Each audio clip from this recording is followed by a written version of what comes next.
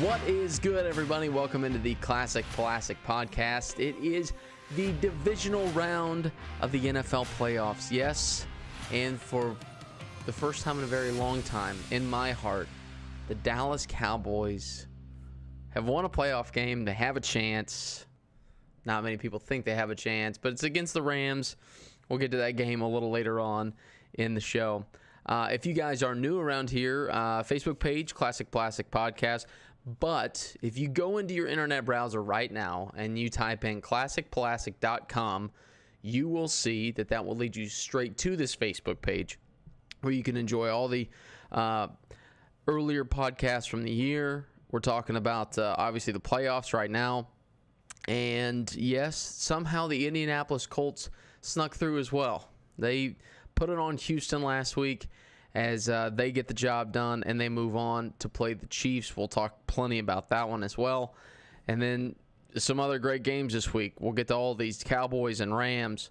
We also have the Patriots and Chargers, the return of Tom Brady after the bye. How will he do? We'll get to that as well. And then the Philadelphia Eagles taking on the New Orleans Saints. And there's some big lines here. For those of you who have been keeping up and want to keep up with picks, how Vegas is thinking, how others are thinking around the world, it's pretty simple to figure out who they think is the favorite. We'll get to those here in just a little bit as well. So the picks, where I'm at right now, went 2-2 last week. I'm at 121, 123, and 14. Trevor's still in the lead at 125, 119, and 14. Evans at 124, 120, and 14. And Garrett is at 120, 124, and 14. So all really bunch up together. It really, at this point, is going to come down to a crapshoot because the playoffs are even harder to pick than your normal season games, your regular season games.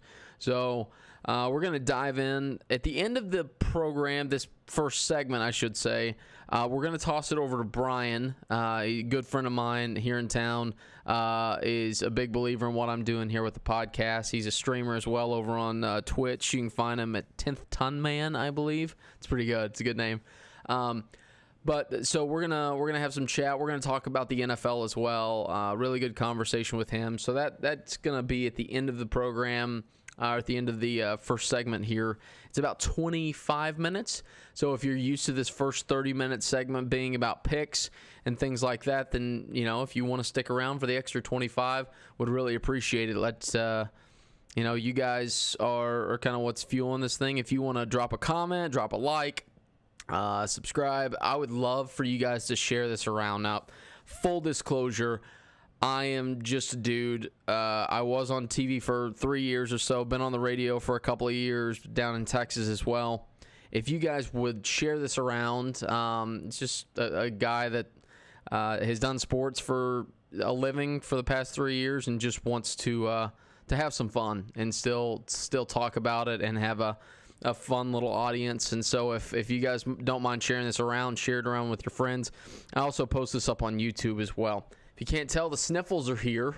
Tried really hard with the Flonase to get it going. But the sniffles are here, so please bear with me as we go through this. It is that time of year, January the 10th.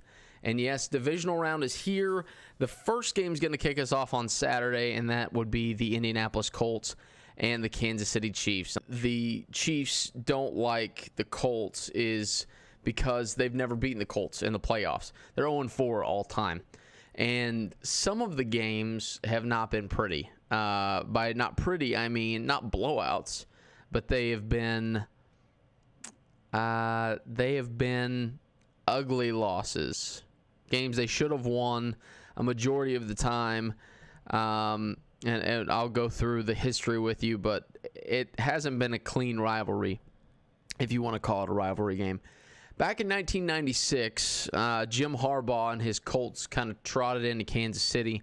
They were 8-point underdogs, and it was a game that was below 0 wind chill, so -9, I think, is what I read. Jim Harbaugh led the Colts down the field, and they got a 10-7 victory. So Chiefs, highly favored at Arrowhead, lost. In 2004, it was the no punt game, is how people around here refer to it as.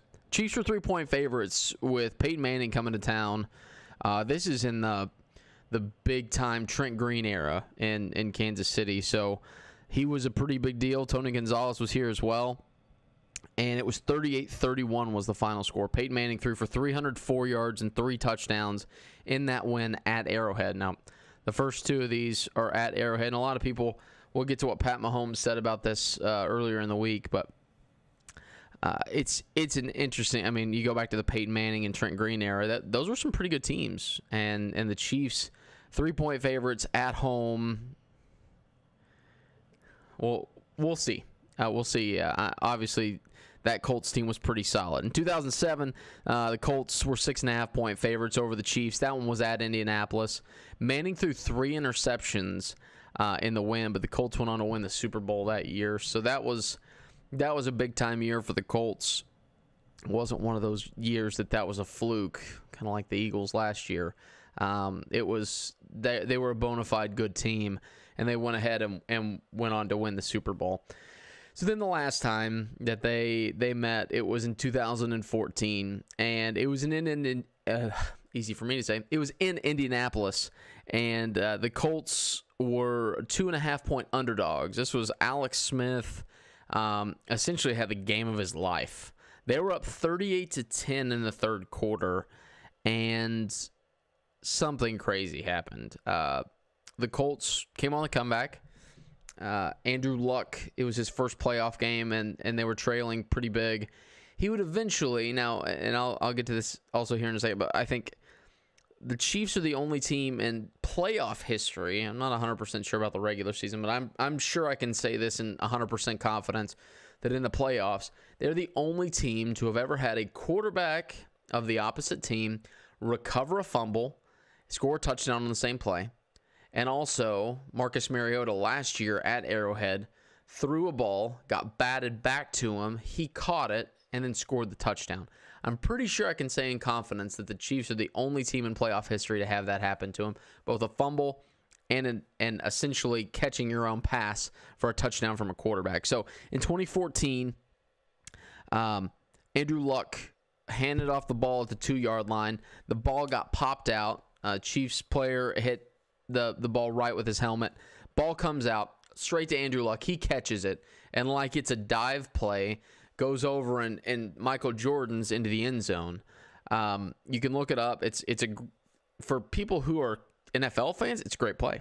For Chiefs fans, it's a nightmare because later on, Luck would throw the game-winning touchdown to T.Y. Hilton, and they would win that game 45-44. At the time, I think it was the second largest comeback all time. I thought it was the largest until obviously the Patriots and the Colts. But 28 points down. The Patriots and the Colts, the Patriots and the Falcons in the Super Bowl. But second largest comeback of all time. And get this, the Chiefs, okay, yeah, they've made the playoffs 4 straight years. They've had some good years. They've had some really bad years. They have Patrick Mahomes, who's going to win the MVP. They haven't won a playoff game at home in 25 years. What? They've had some really good teams, and they haven't won a playoff game at home in 25 years. So they have a chance on Sunday. It starts at 3:35 on NBC. It's Al Michaels, Chris Collinsworth. The Colts are 5.5-point underdogs coming into Kansas City. I want to see if that line's changed at all. It's still at 5.5. About 55% of the audience in Vegas that bets is on the Colts. Then again, they're always intrigued by points in the playoffs, so I wouldn't put a ton of stock in that. But now it's time for something that I've been told that I need to do, so here we go.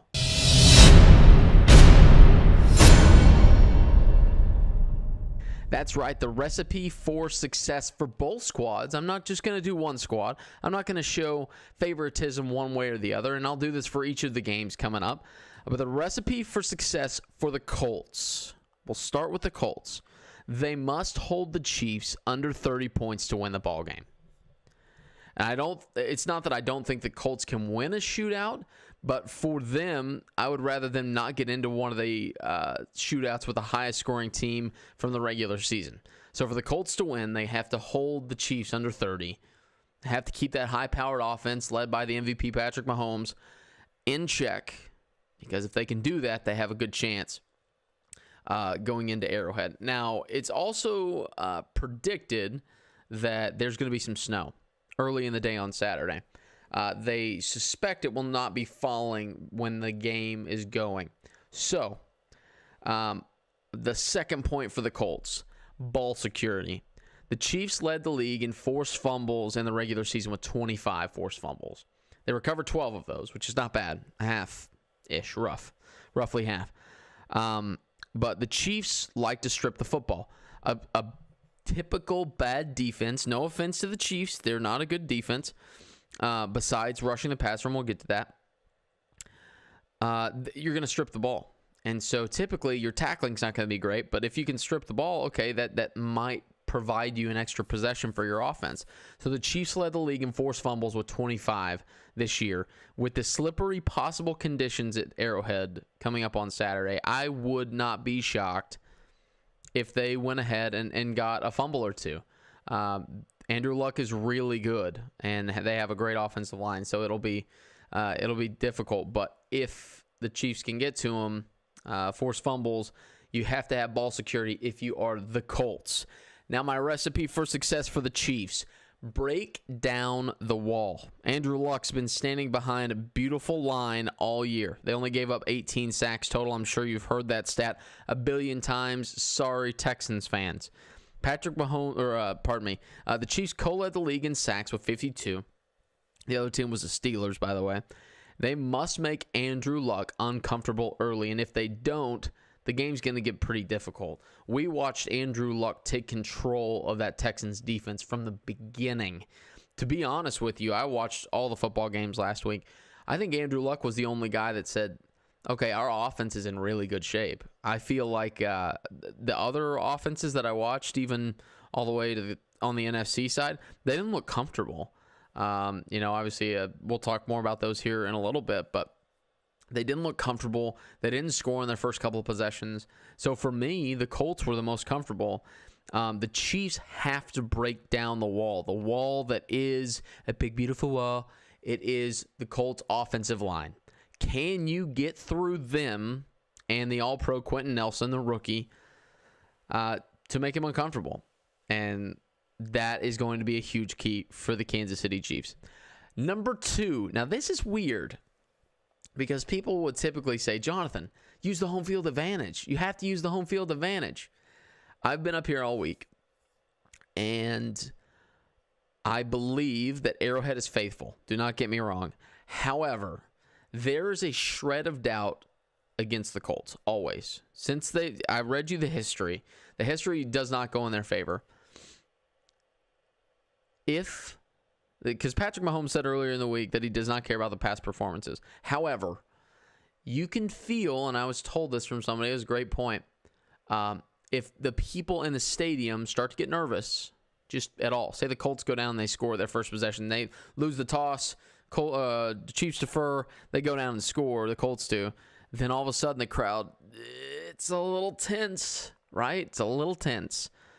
For me, Patrick Mahomes is going to be the key.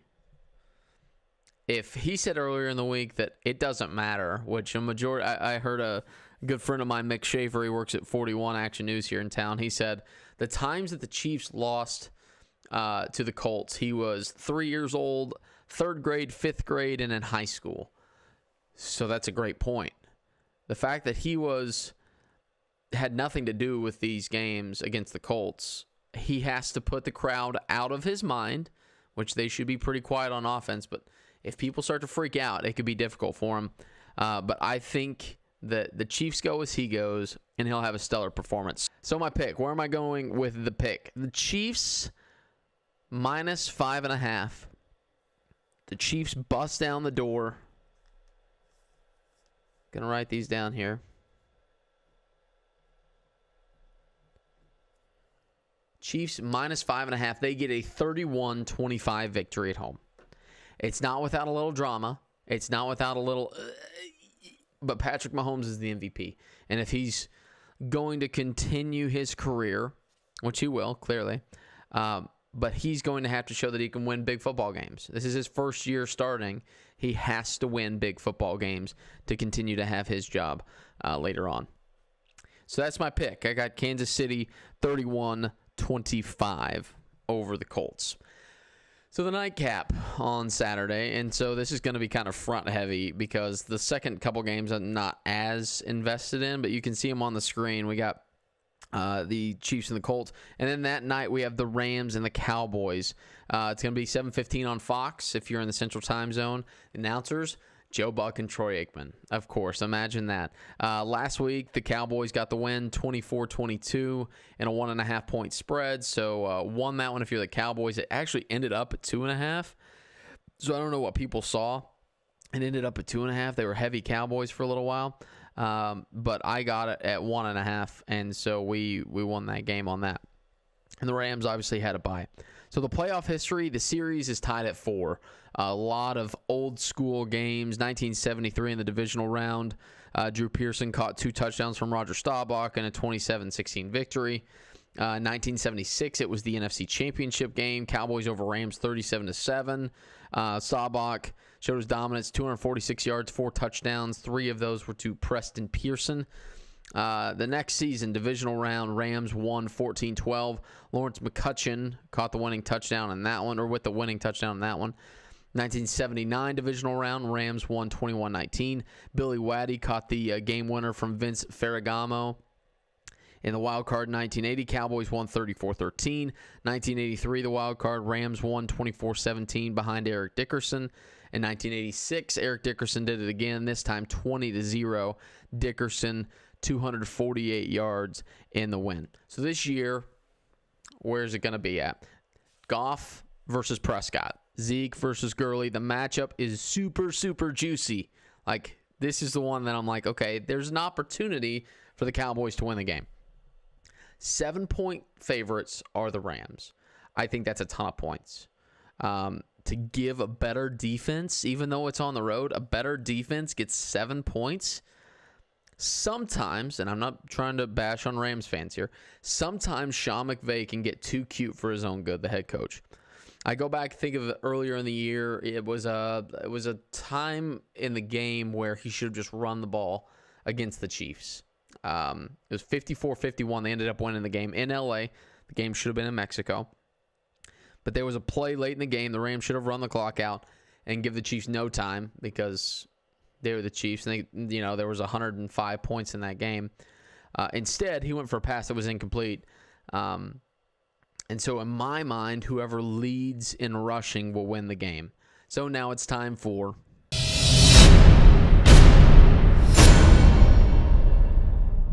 my recipe for success for the Cowboys. Continue to feed Zeke with 2 hands. He did the 2-hand feed me, and I loved it. He was enjoying the rock against the Seahawks. He had 16 carries, 127 yards. The Seahawks were 13th in rush defense in the regular season. The Rams were 19th. You have to feed Zeke to win the game. Number 2, Dallas was tied 8th in opponents' yard per play this season at 5.4. They have to control the Rams' offense in order to have a chance. If Goff goes crazy and finds 8 different receivers to throw the ball to, the advantage will go to the Rams. It's all about that defense. Plus, you get 7 points. That's the intriguing part on this. The recipe for success for the Rams: attack the outside. Not that the Seahawks aren't good, but the Rams are a bit better. Russell Wilson picked on the Cowboys secondary last week, and it was evident, very evident that he did that. And the Cowboys must play press coverage on the outside to make it difficult for the Rams receivers to get off the line. There's just no ifs, ands, or buts about it. The Rams are too good on the outside to not try and take advantage of that. So we'll see if they do. That's going to be one of the big things to look for the recipe for success. Number 2, outcoach the Clapper. The Clapper is known as Jason Garrett, and my swarm of people that I see on Facebook and people that want Jason Garrett gone. The clapper, Jason Garrett, typically doesn't coach in big games. Sean McVay's brand new to the big stage. So in this case, Sean McVay has to outcoach Jason Garrett. And Jason Garrett found a way to keep his job this year. Let's be fair. But Sean McVay is an up-and-comer. And if he can get a convincing win against the Cowboys, say a couple of touchdowns, he will be the Rams coach for a long time and also be the new, I think we've already seen it, some offensive-minded guys like Cliff Kingsbury got hired at Arizona for the Cardinals head coach. The next step of the NFL with the spread offense. I remember 10 years ago, people said, college game will never, ever convert to the NFL. Here we are. And how much fun were we having watching the games, too? There's some great defenses. There's still some old school guys out there. And then just offenses are off the charts right now. So it'll be a lot of time. So now my pick. Who do I got? I have 7 points, the better defense, and the possibility of a full upset victory and an outright win. I'm not going to go outright, but 7 points is huge. I'll take the Cowboys +7, Rams to win the game. And if somehow I'm wrong and the Cowboys are outright, perfecto. Cowboys +7. Got to write this down here. All right, so then we're going to have to calm down, bring it back in for Sunday's action, which is going to start Sunday, 12:05 on CBS. The Los Angeles Chargers take a trip to the New England Patriots. Patriots are 4-point favorites. You get Jim Nantz, Tony Romo on the call. Last week, Chargers +3 over the Ravens, 23-17, so they covered the spread by 9. Phillip Rivers, 22 of 32, 160 yards, and then obviously the Patriots had their bye. So the last 2 times that these teams have met in the playoffs, the Patriots won. The other big thing is the Chargers, and yes, the stat has probably been used a bunch, but hang with me here. Each time that the Los Angeles Chargers have gotten on a plane this season to play in an away game, they're undefeated. The only road loss that they had was just down the street at the Coliseum when they lost to the Rams by 12 points. So they hop on a plane. They go to New England. It's this game of, to me, so I have some investment in the Chiefs, some investment in the Cowboys. But this is one that I'm like, if I'm just a casual football fan, this is the one I'm watching. Because this is the GOAT versus a guy that's trying to cement his legacy. Phillip Rivers has technically right now no legacy. He's a great regular season quarterback. But he has had a tough career because his guys, the guys he's played around in the AFC are just better than he is. Roethlisberger and Tom Brady, and then Peyton Manning was there for a long time. I somewhat feel bad for him, but I don't. So here's the thing. Let's go to the recipe for success.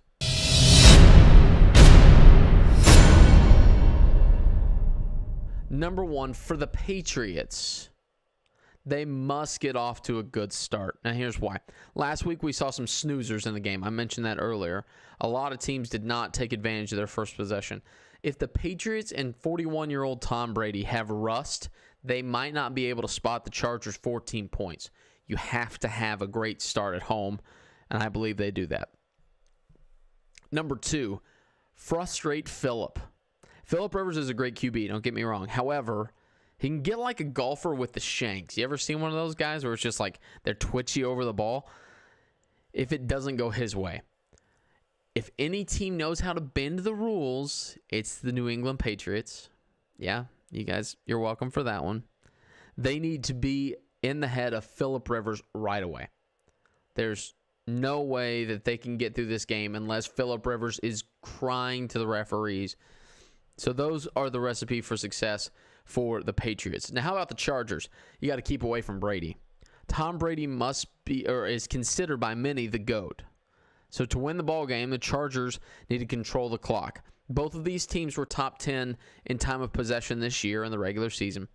But if the Chargers get to 33 or 34 minutes with the ball, that might mean one less possession for Tom Brady, which means a victory. In my opinion, it's typically keep away in the playoffs from Tom Brady, so they must do that. 33 or 34 minutes with the ball might get them a victory. So number 2, you got to keep them guessing. Bill Belichick is well known as a great coach, and especially in big games. If the Chargers win by a field goal, or pardon me, if the Chargers can mix it up enough with their run game, short pass game, and then well-timed deep balls, the Chargers have a real shot. So here's my pick. I think the Chargers will give the Pats all they can handle all the way to the end. In my opinion, I think the Chargers win by a field goal. Therefore, I will pick the Chargers to return to the AFC Championship and send Tom Brady and the Pats home. So I'll go Los Angeles Chargers +4. Plus I get points. That's the great part about these picks this week is I get some points. It's kind of interesting how this all worked out in the second round. Last year at this time, the New England Patriots were 14-point favorites over the Titans. There's none that big this year, but it is certainly a bit bigger than normal. So the finale, the 3:40 game on Fox on Sunday, if you're in the Central Time Zone, the 6th-seeded Philadelphia Eagles and Nick Foles are back. This time they're on the road at the Superdome against the number 1 New Orleans Saints. The Saints are -8. -8, so they're 8-point favorites at home. The announcers, by the way, Kevin Burkhardt and Charles Davis. Charles Davis, the guy that is the color commentator for Madden. So if you don't know who he is off the top of your head, but then you'll know Kevin Burkhardt. Last week, the Eagles, they were 6-point underdogs at the Bears, and they won 16-15. We'll talk a little bit more about that game with Brian here in just a little bit because some tough social media time after that. And then, obviously, the Saints had a bye. So, meeting all-time in the playoffs, the Saints lead 2-1. The last meeting was in 2014, where the Saints got a 26-24 victory.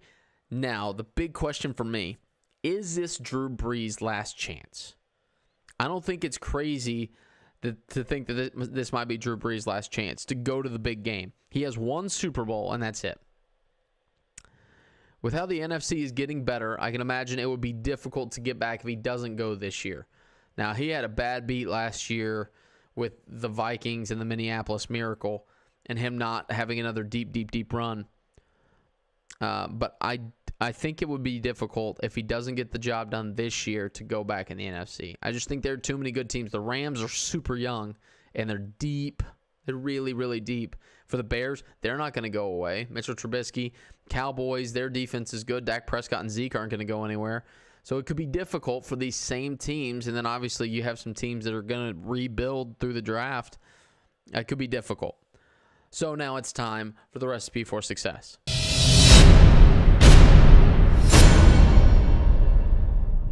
For the Eagles, you must ride the Magic 2.0.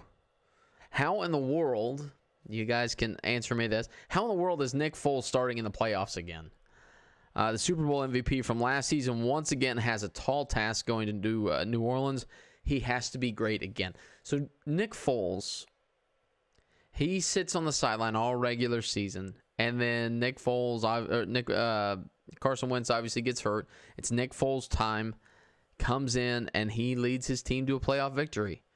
And he led his team somewhat early on to a victory week 17 against the Washington Redskins. So they must ride him once again. He has to be great. And then for the Saints, you use the two-headed beast in the backfield. Mark Ingram and Alvin Kamara have been exceptional this year. Almost won me a fantasy league championship, did Kamara. I expect nothing less from my preseason Super Bowl pick.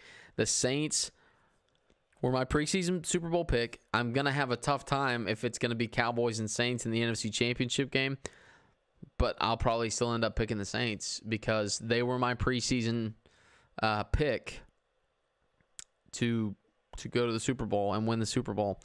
So those two guys in the backfield have to be huge, because clearly their passing game's great, and Drew Brees is going to be able to control it, but it has to be on the running game for sure. So number 2, shut down the Eagles from the beginning. So Philadelphia is a team that, if you haven't noticed over the past couple of years, they feed off of hope. They want a lot of hope. The Bears gave them hope. It should not have come down to a field goal in that game, I 100% believe. And so we'll talk more on that with Brian here in just a few minutes. But if you can shut down Philly's hopes from the beginning, if you can do what the Colts did to the Texans last week and say, you know what, we're going to score on our first 2 possessions, it's 14-0, what are you going to do about it? It's over at that point. So what's my pick? I will pick the Saints to crush. This is the team that should not be there against them, in my opinion. I know a lot of Eagles fans out there are going to get all mad at me. I don't think the Eagles are good enough to be there. It reminds me, I said this earlier, it reminds me a little bit of the Titans and the Patriots of last year, where the Pats walked into the AFC Championship game by beating the Titans 35-14 at Gillette Stadium in New England. I think New Orleans gets the job done. I think it's by 10. I think it ends up being 35-25, 35-24 in those lines right there. I think Drew Brees gets it done and goes to an NFC Championship game. So those are the picks for the week. You guys, like I said, feel free to let me know what you think. I mean, it's football time. We have a couple more weeks left. We have 4 weeks, and then we have no more football for a while. So you guys feel free to let me know what you think down in the comments. Feel free also to share the video around. From the bottom of my heart, it would mean the most to me if you can share this around. And maybe let's get some traction. We had 400 views last week. 400 views is really, really good. And from the bottom of my heart, I thank you guys. You guys are a great audience, and I've had a lot of great supporters over the years. So let's try and get that number up. If we get to 500 views, I mean, heck, I believe in the power of the internet. It could get to 1,000 views, but it's all on you guys. I appreciate you guys supporting, liking, subscribing, liking all these things. Liking the video and liking the page is what I meant to say on that one. But now, so we're going to bring it into a 25-minute time with Brian. We're keeping with the theme of the NFL. But please do let me know your thoughts on the new segment with the recipe for success, and then also bringing Brian in. This one's a bit cleaner than it was last week because we actually prepared for it. So really appreciate you guys tuning in, and let's get you over to Brian and myself from yesterday.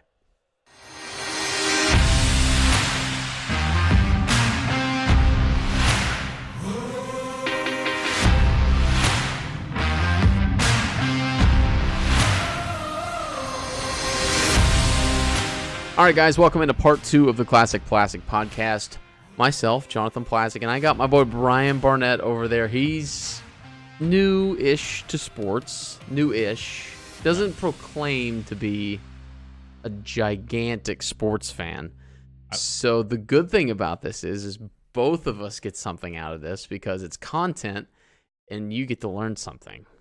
Every day. Every day? Every day. So, Brian, tell the people a little bit about you. I know people got to see you a little bit last week, but just a little bit. You don't have to share your whole life story, but a little bit about you so people know. I am a Kansas City born and raised young man. Young man? Although I'm a little young chap? Yeah, young chap. Long-time sports disappointee. Okay. Because, Chiefs. Yep. Royals, yeah, oh yeah, every Royal and Chiefs fan. Yeah, every Royal and Chiefs fan. Woe is me. Yeah, this is the life. I'm gonna make half my audience mad. This is the life that I lived. Oh, great franchises, strong, great franchises, well-known franchises. For the record, Texas Rangers have never won a World Series. Mavericks have only won one NBA title, and yes, the Cowboys have 5 Super Bowls. Yeah. But last time they won one of those, I was 4 years old, so I can't necessarily say that I haven't lived partially what Kansas City fans have enjoyed too. So we're talking a lot this week about the NFL. Just made my picks in part 1 of the episode. So if you missed that, go back to the beginning of the episode. That helps. And I figure with Brian, we'll talk about some of the things that happened last week, and also we're going to be pretty football centric for the next couple of weeks until February 4th or whenever Super Bowl 53 is. So if you want basketball or baseball, sucks to suck, you're going to get football for at least another month. And then we'll figure out what we're going to do from there. But Brian was all over social media. He's a big Marco Polo guy. Well, then I get all my I get all my sports from YouTube highlights or random Twitter posts. Okay. And so I did not follow NFL last week first week of playoffs at all. And so like my toe into the NFL playoffs last week was everything that was all over Twitter when Cody Parkey bounced off the side and the bottom of the post in an alleged blocked kick. Yeah. Have you seen video that made you feel like it was a block? Do you have video ready? I do not have any video of it ready. So I couldn't find video. You couldn't find video of the yes. alleged finger touch that made it move. I didn't see anything that was legit that looked like. No, I just feel like it was the Eagles, right? I feel like some Eagles defensive line guy's stat went up 1 point for like a blocked field goal, and he's like, I didn't even feel it touch me. Yeah, I just put my big paw up there. I just put up there. I didn't even feel it touch me, and now I just got 1 field goal block in my career stats. If you're in Chicago and it was super, super cold, you probably wouldn't feel it either, right? Maybe. The ball just buzzing by your hand. I didn't see video that looked like it had been blocked. In the video I saw, I don't feel like that ball changed direction. Yeah. At all. I feel like it went right the way it got kicked. Yeah. No, it looked like, despite him making his first field goal earlier in the game, I thought that there was a significant amount of wind. That it's kind of like a golf ball. You hit it a specific way, and then you're at the mercy of everything else. The spin, the backspin level. You know, there are guys, kickers are fascinating people because whenever they're 55, 60 yards away, they strike the ball differently than they do from 25, 30-something yards. So the backspin's different. The side spin can be affected if there is any side spin. And so if it did get blocked, if block gate. Well, I mean, it was blocked. Like official ruling. Official ruling was blocked. It was blocked. And according to video, it didn't look like it. It didn't really However, look like it. We'll say it was blocked. That affects it a lot. And so for that kid to kind of go through the scrutiny that he got. Oh, no. And so along with like some of the stuff that was on like the people who were going out of the stadium posting some mean stuff on Twitter. And then somebody changed their name to Cody Parkey on one of those on one of those payment pages. Yeah. Where like where you transfer money. Yeah. And there were either people requesting money from him for their tickets. Yeah. Or then there were a bunch of people like giving them like $1 or $2 for letting the Eagles win. Eagles fans, gracious. Like I feel like I got to pay a debt to you. Gracious Eagles fans. Yeah, they. I think they actually did something like that last year too. But it is interesting what people will do for attention now. And donating money to a kicker that, you know, his one job, which given it's a very difficult job and there's a lot of scrutiny that comes with it, is to put a ball through the uprights, and he didn't do that. You feel like you owe him a debt, or he owes you a debt if you're a Bears fan. Well, so, it seems pretty rude. So what I didn't realize until today, talking with one of the guys at work about it, is he made that field goal once. He did. But they called a timeout before snap. He did. He had to follow through with it. Yeah. So you said you learned what that was today. I didn't. So I was talking to him. He's like, hey, what do you think about icing a kicker? And I was like, what is he, a cake? I was like, icing? Yeah. Icy? Like, is he cold? You know, Chicago's cold. Yeah, it is. And he's like, no, it's they'll call a timeout right before the snap. Yeah. To see if they can get in his head. It's true. I didn't know that was a thing. And he's like, and I guess a lot of people seem to think that there should be some sort of rule against it. But then the discussion that ensued after that was, how do you regulate timeouts around field goal kicks? Sure. Yeah, in a way that doesn't affect the rest of the game. Yeah, because what if you have a substitution problem? Okay, well, you thought they were going to go for it on fourth down, realize they're kicking it. This is very hypothetical. But then the defensive coach wants to call a timeout right before the kick is kicked. You can't be the one to be the judge and say, all right, well, this was based upon icing the kicker, or this was you were actually making a strategic timeout because you had too many guys on the field or something like that. Well, it ends up making you feel like the rule change would end up being it'd be such a waterfall effect because you'd almost have to make different rules around field goal kick setups but then that obviously has effects on fake field goals. Yeah. And there's just my phone apparently thinks that I just said, okay, Google.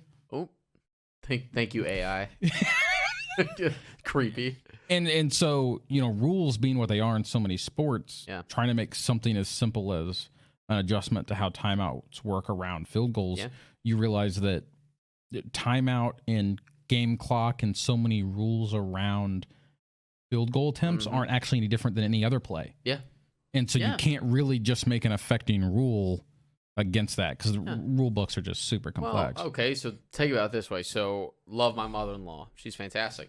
She, every time that there's a third down and say 5, every time the defense calls a timeout to talk about it, to make sure they're in the right defense to not give up the first down, she's like, why would the defense call a timeout there? Like, well, first of all, you either make the offensive coordinator be like, okay, was that the right play? Were we stacked up the right way against the defense? It just gets people thinking, right? Yeah, because however offense lines up at that point, then when the defense calls a timeout, they're like, well, now do they have an idea of what they're going to call against us, or did they see what we were going to play? And so a lot of times they're like, you know what? Okay, let's just change our minds completely. The defense does. Okay, so the offense saw that we were, we had 2 high safeties or whatever. Let's go out and play cover 3. Where you have 3 high safeties or 1 high safety, and then that way it makes it a little bit more difficult. You're trying to distract or you make people think about it. It's kind of like whenever golfers make themselves kind of seize up over a golf ball because they start thinking about it. Whenever a golfer is in rhythm and he's just crushing the golf ball, it doesn't matter. So it's kind of the same thing. Like Cody Parkey, poor guy, he kicks the ball right down the middle. Turns out there was a timeout, and there are multiple times in NFL history that's happened. But he got iced, and they lost. And so now the Eagles get to go play the Saints. The Eagles go to win the Super Bowl. No. No? The Eagles. No, you hate the Eagles? The Eagles. Cowboys fans. That may be why I keep saying it. I don't. That could be related. The Eagles. Hey, speaking of the Cowboys, though, I saw on, I think, SB Nation today, maybe. That's not great citation. I don't remember exactly where I pulled it from. That's fine. We're pretty okay on that. Dak Prescott is leading the league in 3 pretty awesome stats. Okay. For this season. 15 game-winning drives this season. That seems high.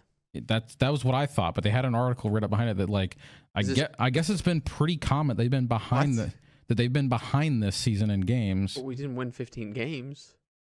Do they count in preseason then? I don't know. Maybe 15. This is why I need his career. No, that's fine. I feel like it was for the season or maybe not. Maybe it is. Maybe he got his 15th of his career. That's still a lot. And I guess maybe that makes sense for this. 13 primetime QB wins. It's pretty impressive. Although then they had a subpart in it that the Cowboys get a lot of primetime games. Yes, they do. Is that politics? That's just politics for that franchise and how they play. So here's the deal. I bring up this point all the time. People, let me make sure that I'm right on this because I bring this up all the time. Number 1 and number 2, you can look this up. The most valuable teams across the world. This is what they bring in: tickets, memorabilia, merchandise, all of these things combined. Number 1 in the world all time is the Dallas Cowboys. $4.8 billion is what they're worth right now. If Jerry Jones was like, I'm going to ship off and sell the team. That's how much someone's going to have to come up with. So to put this in perspective, the next 3 teams are all Premier League soccer teams from Europe. Yep. Manchester United, $4.1 billion. Real Madrid and Barcelona, just over $4 billion. Then the New York Yankees. So the Dallas Cowboys are the most valuable franchise in the world. It's end of discussion. People can cry and moan all they want to about the Dallas Cowboys and how many primetime games they get and maybe how many calls they get. If you're getting eyeballs on the screen and the Dallas Cowboys are good, semi-good, mostly good. When they were in my preteen years and they were 4-12, they weren't getting as many primetime games. But whenever they get to 8-8 and above per season and they're consistent, they're always going to get a lot of primetime games. So you'll see, I guarantee you, we can mark this down. It's January 9th/10th, 2018. In the future, the next 5 years, the Kansas City Chiefs are going to get a tremendous amount of primetime games. You could see it this year. They had 4 or 5 very quickly. Last year, they had the same thing. Pat Mahomes is intriguing. Tyreek Hill, electric. Travis Kelce, same thing. Those teams who have a really good fan base are really valuable. They bring eyeballs. And just in the Chiefs' case, and like the Saints too, a really, really good football team. So an explosive offense is entertaining to watch. Oh yeah, like that Rams and Chiefs game was unbelievable. Yeah. So that's why unbelievable penalties. Yeah, there's a lot of penalties. So that's why whenever they say that about Dak in primetime, and maybe it's skewed a little bit, is because the Cowboys do get a lot of primetime. And the final one was 19 rushing touchdowns. It's pretty good. He is one of those guys that he's maybe not super fast. Let me check his 40 time. But he is the type of guy that if you leave him unattended, he will go score on you. So that play against the Seahawks, let's see, 4.79 is what he ran a couple of years ago out of Mississippi State. If you leave him unattended in the pocket, and then even that wasn't unattended, but the Cowboys designed a run play for him in that situation to get a first down, that means they trust him to be the leader. And if it doesn't work out, it's on him. And I think that's a good sign. Russell Wilson's kind of a lot similar. I don't necessarily want to combine the two, but they both, if something bad happens, it's on them. It's not on anybody else. They could have done a little bit more to try and get the win, but they're laying themselves on the line for the win. So, yeah, 19 rushing touchdowns, pretty good. Not too shabby. So, you didn't watch last week, but you were on social media. What else besides the kicker from Chicago and Dak? Did you see anything else that kind of stuck out as, okay, well, you didn't watch the games, but what stuck out? There was a big highlight of that Colts throw into triple coverage. It was just early in the game. Yeah. It wasn't like game clinching, so it really wasn't that. But that was just because I think the QB was under pressure. Yeah. And Andrew Luck chucked it right out there into coverage that should have been impossible. So good on him for ball placement, and good on the receiver for putting his hand out in the right direction. Yeah. That. You see a handful of those plays each year, maybe, where it's just like, that shouldn't happen. Well, and I think Giants wide receiver, kind of a diva. Odell Beckham Jr. Mm-hmm.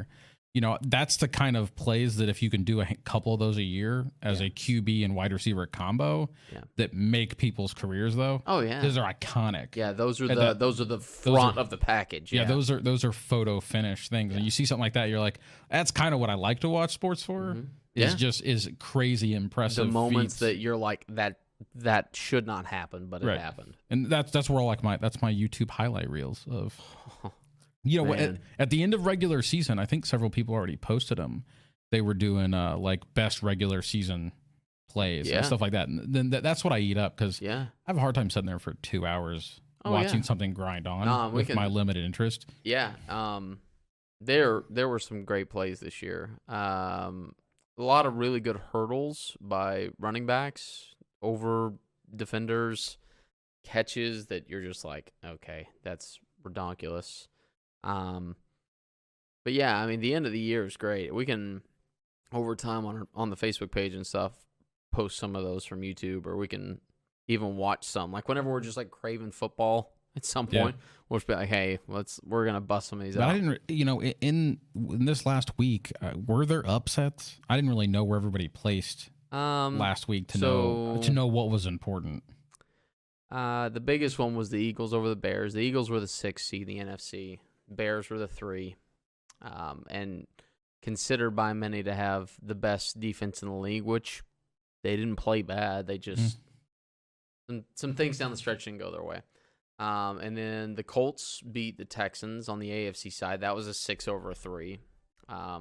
But then again, those are divisional opponents. They both play in the AFC South. So they played each other, already 2 times this year. And that was the 3rd time. And the first 2 they split. Colts won by a field goal in one, and the Texans won by a field goal in the other in the regular season. So they were evenly matched. It just so happened that the Texans were a little bit hotter down the stretch and won the division. And then, let's see, we got the Cowboys at the 4 seed. So they were supposed to beat the Seahawks. But not by much. I mean, 2 points. That was, the line was 1.5 points. Okay. So they were pretty even. It was about, yeah. And then the Chargers, as the 5 seed, beat the Ravens. But the Chargers had a phenomenal regular season. So everybody knows that. Phillip Rivers, if Mahomes wasn't in the league and maybe 1 or 2 other guys, like Phillip had a MVP type season. He's on the Chargers, and they go and play Tom Brady this week. So that game, of all of them, which obviously I'm most nervous about the Cowboys game. Right. Other people around here, since we live in Kansas City, are super nervous, which I want to ask you about the Chiefs and the Colts. The most intriguing game to me is the Chargers and the Patriots, because you have 2 really fairly old quarterbacks facing off. This is kind of like, is it Tom Brady's last real chance to do it? Like, it seems like the Patriots are gettable this year, as some people have said. So it'll be a fun game.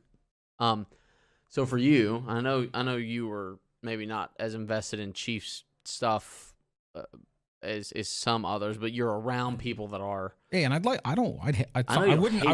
wouldn't hate to see him succeed. Okay. So for people that you're around on a daily basis at work or whatever, that are like just would consider themselves Chiefs super fans, how many people are freaking out this week? Well, I think everybody's excited.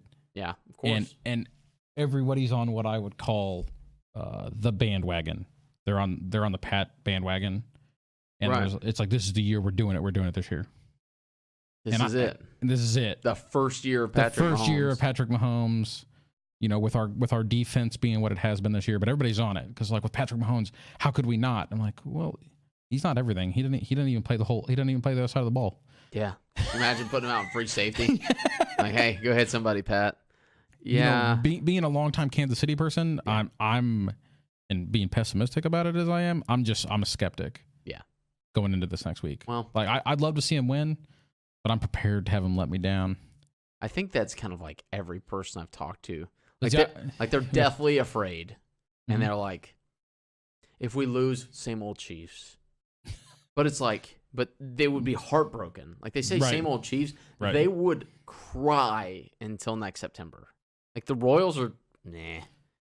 I mean, the Royals will get support, but like people here are, as soon as it turns September, they're wearing red, and it's a lot of Chiefs fans, diehards, and people really do put their feelings on their sleeves whenever their team loses. And that doesn't just go Kansas City. That goes everywhere.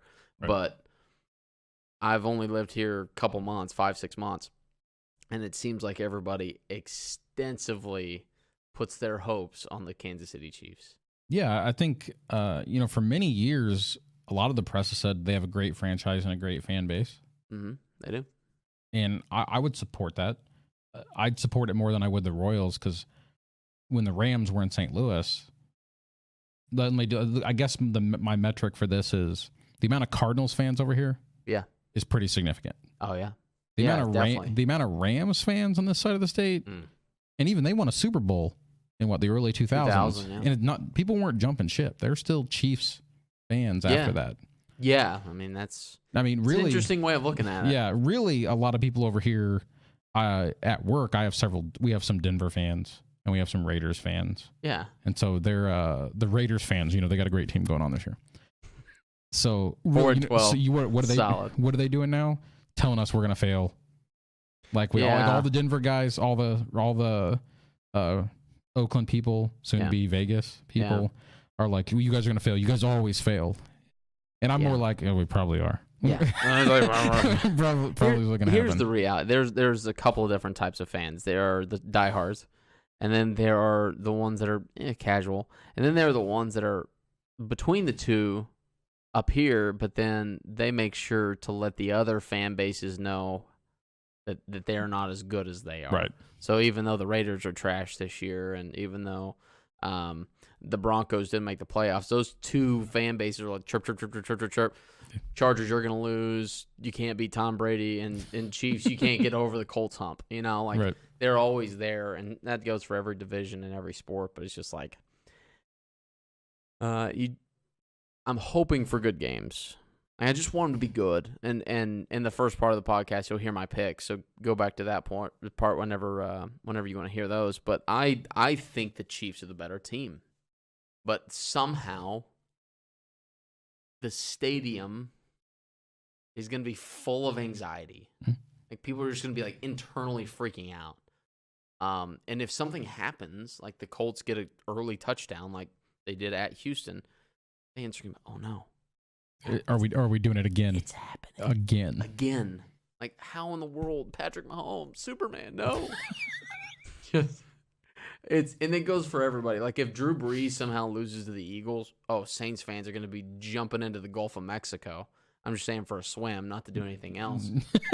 and get beignets while you're down there too. But it happens in every fan base. But I've just noticed it a little bit more in Kansas City. But that's kind of the game that everybody's like, if this was Chiefs and Ravens or Chiefs and Chargers, we probably wouldn't be talking in as much detail about the history as the Colts.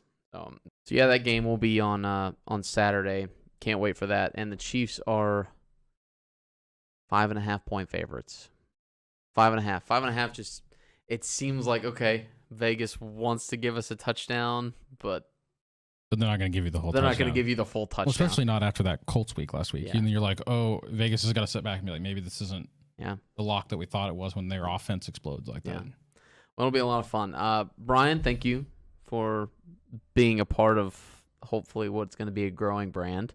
We're talking before the show. He's sipping on Smart Water and eating Chick-fil-A. Now listen, if you want to help us out, you got the website right in the middle of the page. Hit us up. That'd be perfectly fine.